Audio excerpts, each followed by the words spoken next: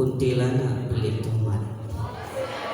Sehingga sebentar kasih penggoda. Salam pertama kurang semangat. Kita ulangi sekali lagi. Assalamualaikum warahmatullahi wabarakatuh.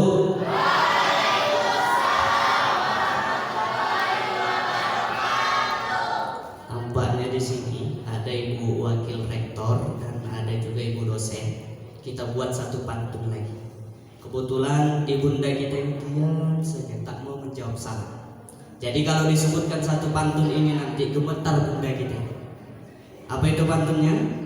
Daun salam buah semangka. Gua ambil di pinggir kali. Yang tak mau menjawab salamku tadi, ku doakan suaminya kawin lagi. Assalamualaikum warahmatullahi wabarakatuh.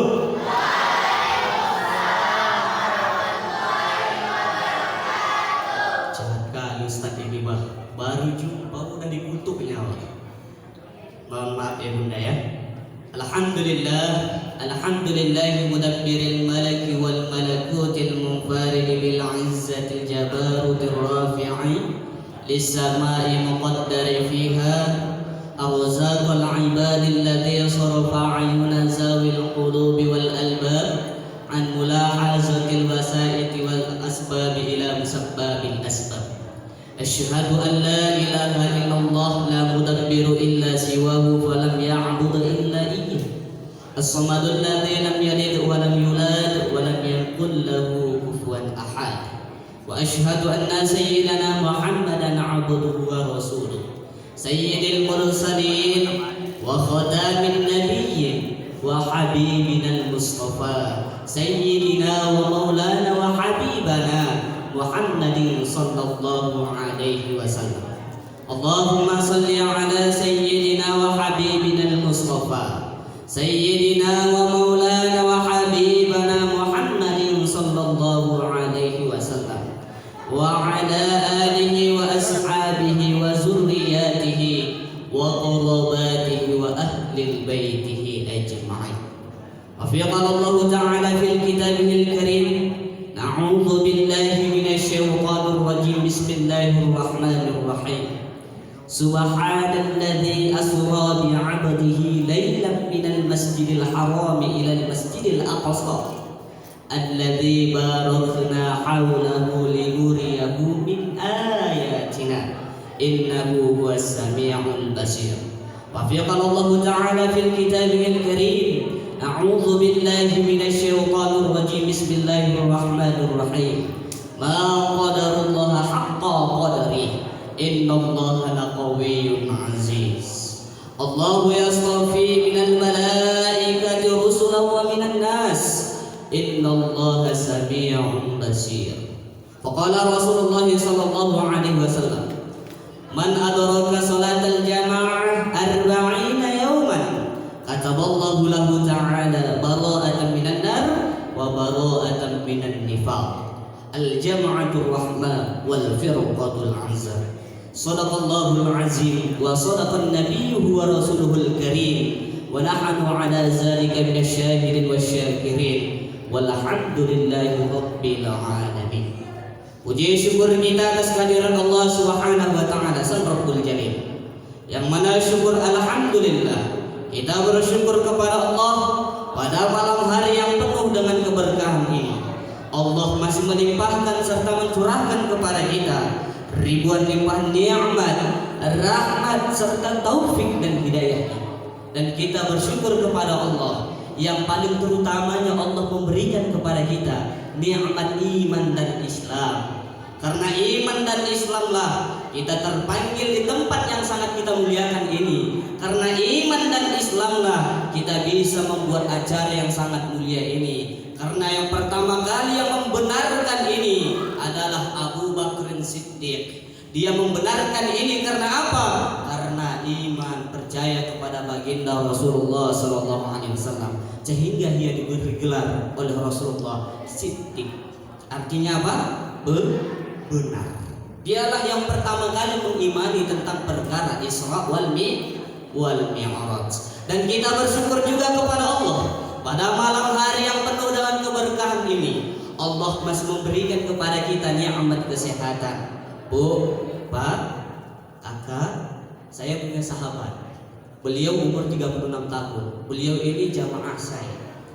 Ketika beliau kena penyakit, beliau terkena penyakit dari umur 5 tahun. Saya tanya sama istrinya. Beliau mengkonsumsi pil herbal dari umur 5 tahun sampai umur 36 tahun, Bu.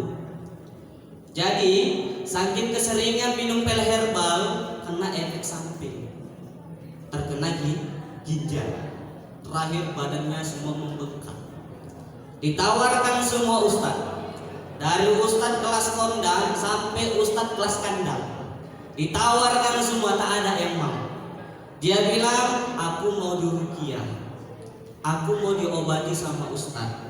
Akan tetapi diberikan semua gelar ustadz, dia tidak ada yang mau.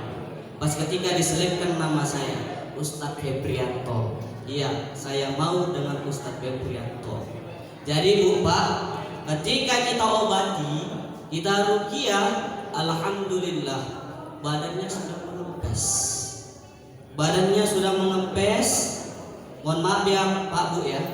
Mohon maaf, kemaluannya saja itu sebesar upaya. Udah besar. Karena apa? Karena tadi ginjal tadi udah bocor, semuanya membengkak. Setelah itu, pas kita obati, kita ruqyah, alhamdulillah mengempes.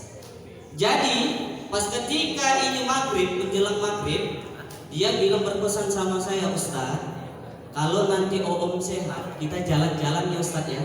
Saya sebutkan apa? Baik, yang penting Om sehat dulu. Iya Ustaz, pokoknya nanti saya sehat, kita jalan-jalan ya Ustaz ya. Iya Om, kita nanti jalan-jalan. Yang penting Om sehat dulu. Jam 9 malam pulang dari ceramah, dia nelpon lagi, Ustaz, saya udah enak nih Ustaz, udah sehat, udah bisa makan. Awalnya saya makan gak mau, sekarang saya udah lahap makan.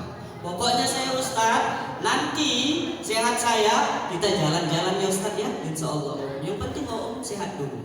Jam 12 malam masih nelpon lagi, Ustaz, saya rindu sama Ustaz. Yang penting kita besok jalan-jalan Ustaz. Iya insya Allah. Yang penting Om sehat dulu. Kalau Om sehat nanti, jangan tinggalkan 2 perkara. Yang pertama bernazar, puasa 3 hari. Yang kedua bersedekah kepada anak yatim. Baik Ustaz, besok saya kalau sehat, saya akan bersedekah sama anak yatim dan bernazar puasa 3 hari. Tiba-tiba jam 4, inna lillahi wa inna ilaihi raji'un. Begitulah yang namanya ajal. Kita jangan bangga dulu. Sekarang kita sehat, sekarang kita bisa kuat, hebat, punya jabatan tinggi.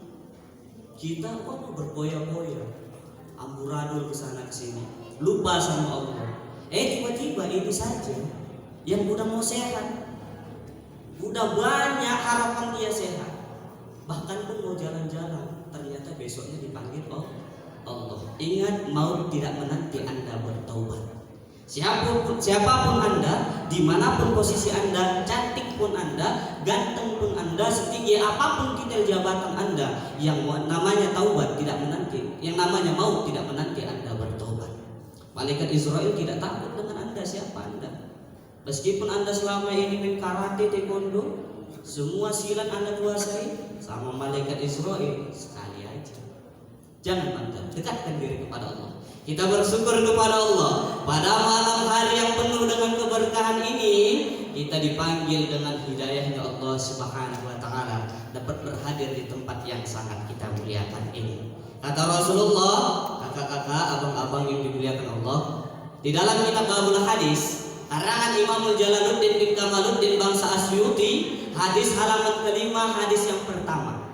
Dan ada juga hadis ini diperdapati di dalam kitab hadis Syiqaul Qulub karangan Abi Zakaria Yahya bin Asrafin Nawawi. Dan hadis ini ada juga diperdapati di dalam kitab Kashful Ghaibiyah karangan Syekh Zainul Abidin bin Muhammad Al-Fitani syafahullahu minal aminin.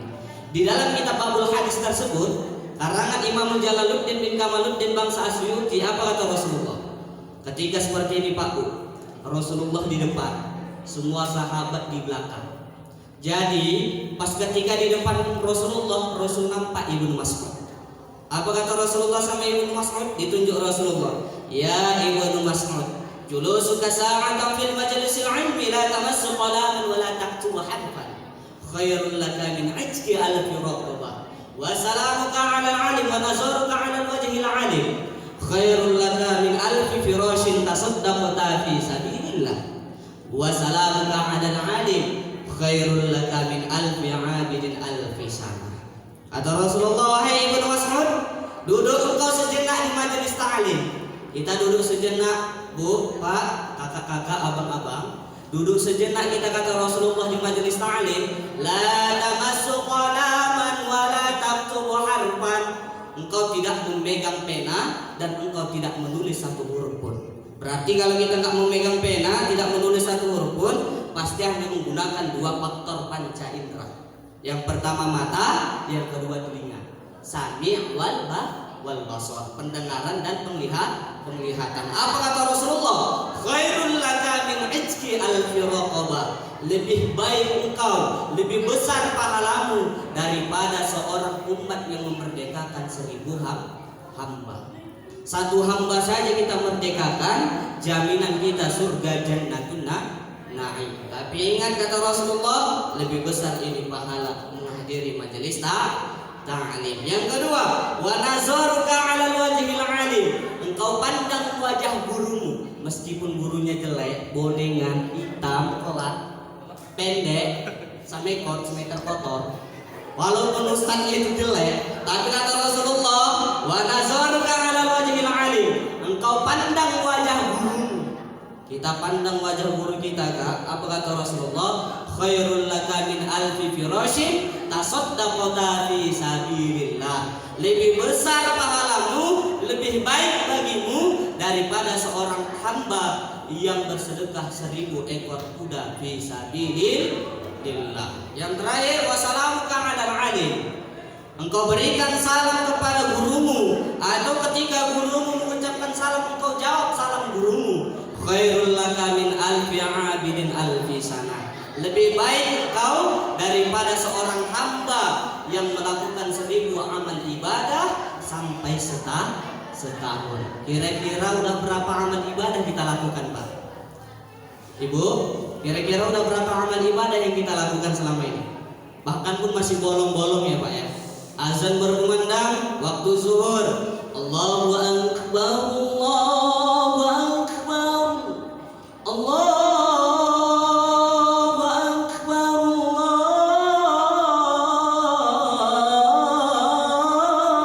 Allahu Akbar. Tunggu dulu, bentar lagi datang setan kan, bos, bentar lagi bos, masih panjang waktu, sana dulu. Main di sana. Tengok, wah, udah zuhur nih, udah lewat nih. Bentar lagi. Sabar. CS, sabar. Kita kan sabar. Lama lagi, waktu masih lama. Oh iya ya.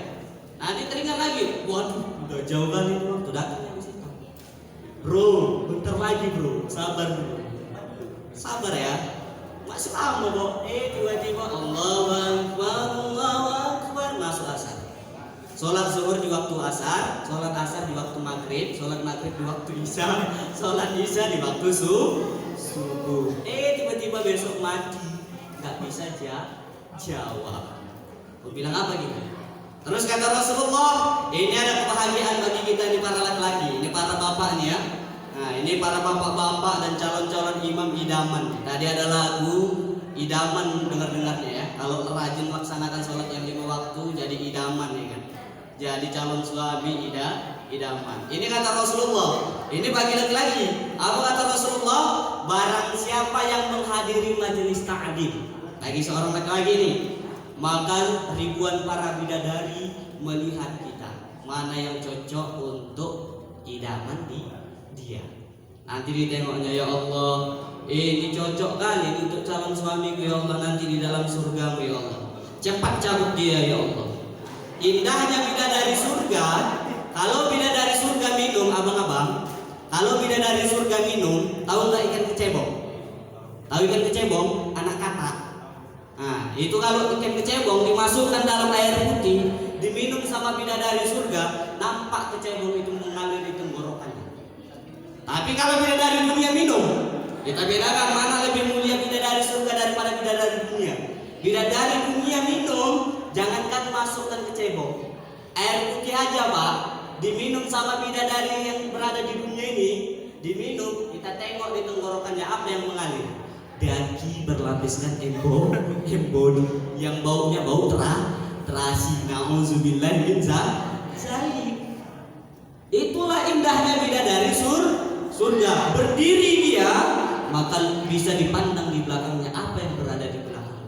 Begitulah cantiknya bidadari surga. Namun ingat, kalau kita bisa membimbing bidadari yang di dunia ini dengan bagus ke jalan Allah, ketika mereka nanti meninggal dunia di hadapan Allah, maka lebih indah lagi mereka daripada bidadari yang di dalam surga. Jangan takut dekat sama Allah. Ini enggak, zaman sekarang luar biasa Pak. Ada kawannya ceramah, itu enggak bagus, yang kau bikin itu dosa. Besoknya datang lagi kawannya, weh penceramah udah datang, cabut. Banyak orang kayak gitu kan Bang. Kalau awak ceramain kawan awak, enggak bagus ya gitu, jangan lakukan tua. Ini udah banyak kali melakukan. Dimeng, gelek, ganja, sabu-sabu, lem kambing, lem setan lagi belum melakukan. Udah masih dilakukan. Semua miras sudah melakukan, semua dosa melakukan. Udah jangan lagi ya. Besok orang itu lakukan lagi. Awak mau datang, masih jauh. Weh, udah datang sependakwah pergi kita. Cabut, cepat. Nah, itulah penyakit orang zaman sekarang. Kata Rasulullah, ketika nanti kiamat mau datang, maka terjadilah 3 perbuatan yang na'udzubillah min zalik. Apabila 3 perbuatan ini telah terjadi, maka tak lama lagi kiamat akan datang. Apa itu? Yang pertama, seorang anak yang tak cocok sama kedua orang tuanya. Jadi ini peringatan bagi seorang anak nih, meskipun kalian udah sukses nanti kakak-kakak, abang-abang, meskipun kalian udah bertitel, udah punya jabatan, orang tua kalian sakit, tapi na'udzubillah min zalik, kena penyakit seteruk, tumbang, kena penyakit seteruk, tumbang, buang kotoran, sanggupkah kalian untuk bersihkan kotoran orang tua kalian? Zaman sekarang, na'udzubillah min zalik, banyak saya lihat, kemarin saya baru hadir, sampai orang tuanya ketakutan. Ustadz datang dulu ke rumah Ustadz. Kata si bapak, istri saya Ustadz habis kena gibah sama anak saya. Padahal anak saya itu perempuan Ustadz, dia anak satu-satunya. Sering kami sayang Ustadz, apa yang dia minta selalu kami ada. Tapi Ustadz, ketika mamanya stroke, buang kotoran, berak di situ Ustadz, dia cubit pantat mamanya. Kau aja punya aku urus. Itu tanda-tanda kiamat udah mau datang. Kemarin Pak, udah 18 orang datang ke rumah untuk supaya anak gadisnya saya nikahi. Yang pertama habis Quran 30 juz. Ustaz, nikahinlah anak kami Ustaz. Tapi saya bilang, Pak, saya masih semester 4 kuliah. Saya kuliah di UINSU, jurusan manajemen dakwah Ustaz. Pak, saya masih muda, usia saya masih 20 tahun. Udah gak apa-apa Ustaz, panjar sekarang Ustaz. Berapa ada duit Ustaz, panjar sekarang. Pokoknya Ustaz sama anak kami Ustaz. Tapi saya berikan 2 jawaban sama anaknya. Kakak, kalau kakak sanggup menanggung yang 2 perkara ini, sanggup kakak menggendong dan menahan yang 2 perkara ini, maka kakak akan saya nikahi. Tapi kalau kakak nggak sanggup dengan yang 2 perkara ini, jangan coba-coba sentuh diriku dan diriku tak akan menyentuh diri. Apa itu? Yang pertama, ketika kita nikah nanti pasti tanggung jawab seorang istri kepada suami. Tanggung jawab istri kepada anak. Tetapi ingat, yang kedua, jika orang tuaku sakit, mereka buang kotoran di tempat tidur, apakah sanggup kakak membersihkannya? Sebaliknya begitu juga, ketika ayahmu sakit, ayahmu buang kotoran di tempat tidur, tentu aku yang akan melayani ayah. Tetapi di perempuan, diamnya bukan asal putung alamatur ridho. Kalau diamnya asal putung alamatur ridho, gaspur, nggak kaget langsung tapi karena diamnya itu bukan asal putung alamatur ridho, dia leceh di belakang. Enak kali dia, kita kan yang orang kaya ya, dia orang nggak beradab. Jadi jangan harap, bukan harta, jangan jadikan cintamu itu untuk memuas hawa nafsu. Makanya saya bilang sama emak saya, Mak, kalau emak nanti nyuruh adik nikah, saya cuma 2 bersaudara Pak. Cuma 2 bersaudara, 1 kakak saya udah mau wisuda, jurusan perpustakaan di UINSU. Terus saya paling terakhir. Jadi mak saya bilang, nak kau mau nikah? Nak? Enggak mak. Yang mau kau kayak mana? Jodoh calon itu. Jadi mak, kalau mak mau calon, nanti ku bawa perempuan sini mak. Kalau cocok sama mak jadi, kalau nggak cocok sama mak nggak mau nikah. Jadi patokan kita ditanya orang tua. Yang pertama kata Rasulullah, kalau sudah terjadi sifat yang ini, maka akan datang kiamat. Sekarang sudah terjadikah atau tidak? Sudah terjadikah atau tidak? Udah. Suara anak lebih tinggi daripada suara ibu dan ayah. Nanti anak, ibu dan ayah bilang, nak jangan main-main kesini nak. Apa kata si anak? Sok tahu ayahmu. Padahal itu bagus kata dia. Padahal nggak bagus. Ayahnya udah bilang jangan ke situ nak. Nggak bagus. Dia bentak ayah. Ini salah satu sifat untuk mendatangkan hari kiamat nanti akan tiba. Yang kedua, seorang murid berani mengkritik gurunya. Zaman sekarang udah banyak murid mengkritik gurunya, mempermalukan gurunya. Kemarin Pak, Bu, saya nggak menceritakan di mana-mana ya. Saya nggak usah sebutkan tempatnya. Saya udah berpengalaman Pak. Meskipun saya masih muda, pernah saya dibikin ceramah di tempat WC. Ini kamar mandi, samping kamar mandi itu ada gudang. Di situ saya bikin ceramah. Na'udzubillah, summa na'udzubillah min zalik. Gara-gara apa? Yang pertama saya nggak bisa datang. Jadi saya buat pengganti teman saya. Pas berkebetulan di situ ibu saya sakit. Jadi saya nggak bisa meninggalkan. Kakak saya ngekos di kuliah, saya nggak bisa meninggalkan. Jadi saya buat pengganti. Jadi teman saya itu membahas Habib Rizik Syihab sama Tengku Zulkarnain. Dia bilang inilah ulama panutan. Jadi mereka nggak setuju. Kita nggak menyalahkan PDI, mau PDI mereka, mau Golkar mereka, mau Gerindra mereka, terserah mereka. Nggak jadi masalah sama kita. Jadi pas ketika sahabat saya ini bilang ini adalah ulama panutan umat, tiba-tiba pulang kena pukul kepalanya Pak. Di tempat gelap-gelap tumbang, sekarang masih terletak di rumah sakit. Udah ketika itu saya pula lagi ceramah. Besoknya masuk saya setiap malam Kamis nih Pak, rutinan. Setiap malam Kamis rutinan, Ustaz, dari mana engkau bisa menggelar itu Habib Rizik Syihab itu imam besar? Sekarang juga engkau nggak usah ceramah. Kau nggak usah ceramah, nggak nyambung ceramahmu. Jadi ibu angkat bicara. Lo kok begitu Ustaz ngomongnya Pak BKM? Jadi saya bilang Pak, kalau saya nggak nyambung, minal aidin wal faizin, kebetulan ini udah mau dekat bulan puasa, saya batalkan semua jadwal saya di sini. Udah sekarang juga kamu ceramah di sana. Dia bikin di gudang kamar mandi. Saya diam aja Pak, diam saja. Karena mereka ini mengkritik ulama luar biasa. Setelah itu, karena kata Rasulullah Pak, man istaghfara khamsan fakhusira khamsan. Barang siapa yang anggap enteng kepada 5 perkara, pasti engkau akan merugi 5 perkara. Yang pertama, man istaghfara umar. Barang siapa yang anggap enteng kepada pemimpinnya, fakhusira dunyahu, maka dia akan merugi dunianya. Tapi ingat pemimpinnya yang kayak mana? Pemimpinnya harus cinta kepada ulama. Yang kedua, man istaghfara ulama, fakhusira dinuhu. Barang siapa yang anggap enteng kepada ulamanya, maka dia akan merugi agamanya. Jadi setelah itu Pak Bu, saya bilang, ini Bu pesan guru saya Bu, ini boleh kakak-kakak pegang rekap dan bungkus bawa pulang. Apa kata guru saya Pak? Nah, sekarang engkau miskin. Kalau engkau miskin gak ada pengikutmu sama sekali.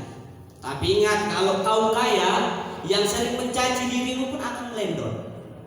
Jadi ingat kakak-kakak ya, sekarang kita miskin, gak punya saudara kita kan. Sekarang kakak-kakak ini miskin nih, gak ada saudara, gak ada yang mengaku sebagai anak. Tapi nanti kalau ketika kita udah kaya, aduh nak kalau lu gak karena bapak, gak kaya gini kau nak, karena bapak lah kayak gini. Itu sudah terjadi. Zaman sekarang ulama udah banyak kena caci. Dulu Pak saya diangkat menjadi wakil IDN, Ikatan Dai Nusantara. Jadi saya tengok semuanya disesatkan. Semua disesatkan. Tahlilan disesatkan. Doa untuk orang mati disesatkan. Semuanya disesatkan. Saya tengok loh, kok ngirim doa untuk orang mati disesatkan. Semuanya disesatkan. Ini udah kacau Pak, udah ngeri. Karena kata Rasulullah di akhir zaman nanti umatku akan kacau balau. Bingung dia mana ulama yang harus diikutkan. Jadi saya tanya, Pak Ustaz kok membid'ahkan semuanya Ustaz? Ustaz bilang tahlilan itu haram.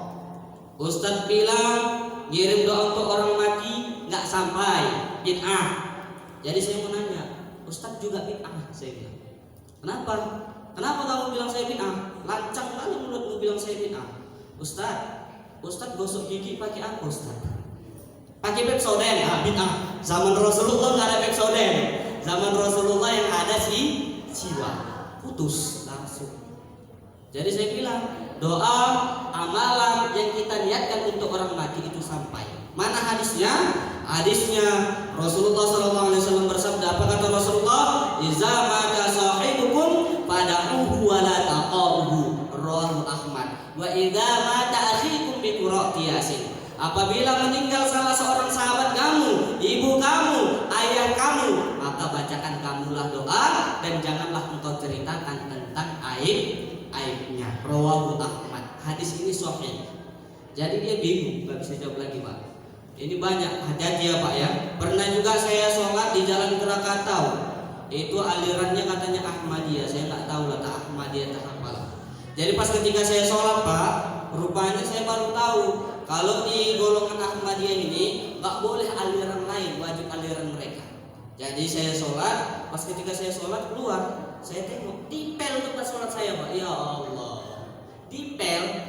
Jadi saya tanya, kenapa begitu Pak kok dipel? Najis. Ya Allah, dia bilang saya najis. Mudah-mudahan kita tetap terlindung daripada perbuatan yang tersebut. Yang terakhir kata Rasulullah, yang terakhir adalah tingkah laku kita bagaikan binatang. Kalau sudah terjadi yang tiga ini, tak lama lagi akan terjadi yang namanya kiamat. Mak, baru udah jam 9:30 ya kan? Tadi rencana cuman kulibas, bukan ku hantam. Kulibas kuliah 15 menit. Kalau ku hantam sampai subuh nanti kan. Ngantuk pula kakak nanti kan. Ngantuk atau tidak?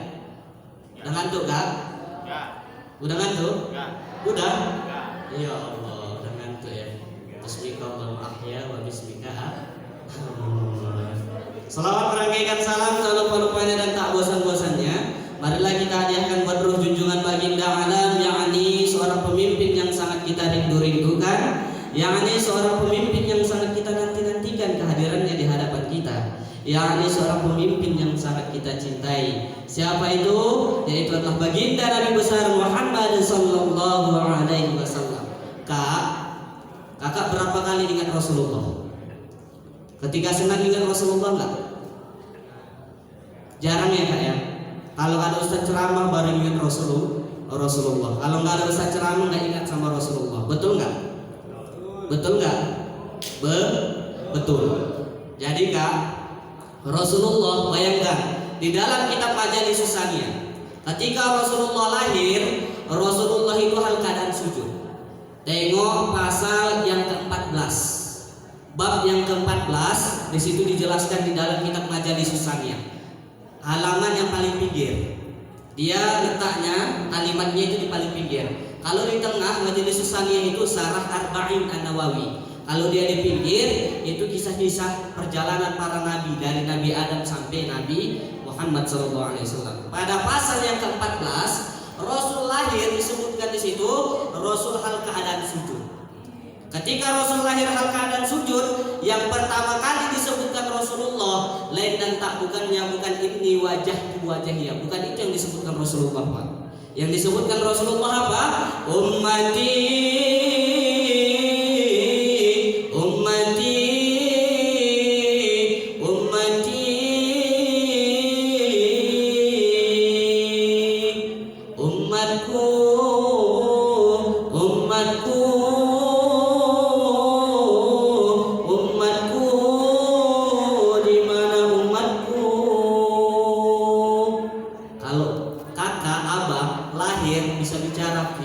viral.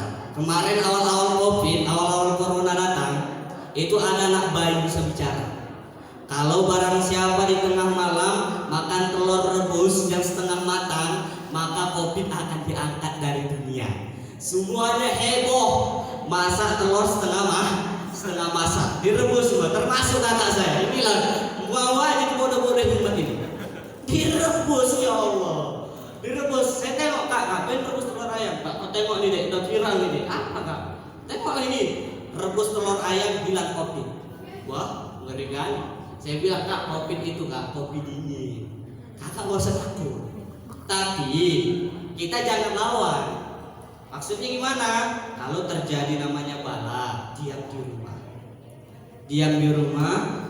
Setelah itu banyak-banyak berzikir sama Allah, bertaubat, beristighfar. Insya Allah itu bala akan diangkat. Seterusnya, ketika Rasulullah, apa kata Rasulullah? Wahai umatku, aku ini sayang samamu, tetapi engkau tak sayang sama diriku. Sehingga kata Rasulullah, barang siapa yang tak mau membaca selawat kepadaku, hidup di dunia gak mau baca selawat, maka ketika dia nanti di padang mahsyar, ingat, dia takkan bisa mencium bau surga sedikit pun. Jadi Kak, semua lagu yang gak bagus ganti dengan selawat.